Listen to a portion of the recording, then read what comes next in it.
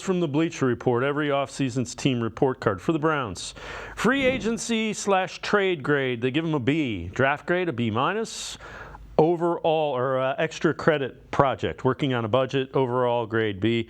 Really, the only questionable move the Browns made was replacing Alex Van Pelt with fired Bills coordinator Ken Dorsey. Offense was more than functional despite starting 5 quarterbacks in 2023, though head coach Kevin Stefanski is the play caller. Well, they're missing the point there. The reason they got rid of Alex Van Pelt is because they're going to change the offense to suit their quarterback. I don't believe that these national narratives keep coming up with this. It's like, do a little research, figure out what you're doing. This offense will have Ken Dorsey's fingerprints all over it.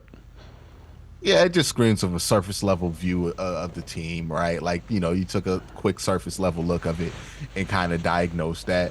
The Browns, anybody who's paid attention to this team understands why Alex Van Pelt was moved on from for Ken Dorsey. And like we said at the time, it's not because Alex Van Pelt is a bad offensive coordinator. It's more or less a question of, hey, we haven't done a great job to adjusting this offense to live around the strengths of Deshaun Watson, and we need to bring in more veteran voices in important roles on this offense to collaborate to make something that might better fit Deshaun Watson going forward. I think that's all this was about, but I think that could be something that's easy to miss when you're taking a 10,000 feet view of it instead of boots on the ground like we are.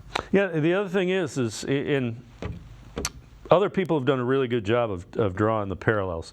So Dorsey was under Dable, and you can trace that back to the Bill O'Brien, quote-unquote, Patriots offense that Deshaun Watson ran in Houston, which plays to his strengths. The bottom line is they're playing to what Deshaun Watson does well as a quarterback, or trying to. Yeah, and they're getting somebody in the building who is familiar with the type of quarterback that Deshaun Watson is. You have to remember, Alex Van Pelt, not somebody who's worked with quarterbacks like Deshaun Watson in the past. Same thing can be said with Kevin Stefanski, not somebody who worked with quarterbacks like Deshaun Watson. So you not only bring in him, you bring in, who is the tight end coach that they brought in? Tommy Rees, right? Tommy Rees, who worked with quarterbacks similar to Deshaun Watson in college. You have Ken Dorsey, who's worked with Cam Newton, and Josh Allen, both similar to him. Like, you brought in guys who have experience with quarterbacks who have more of an ability to make plays outside of structure versus what Kevin and Alex are used to, which is we create the structure for you to make plays. So there can be less friction in how this thing is designed. I think this is ultimately going to prove itself as one of the smarter moves in the season. We'll see how things go, but I think this is going to be something that works out for them.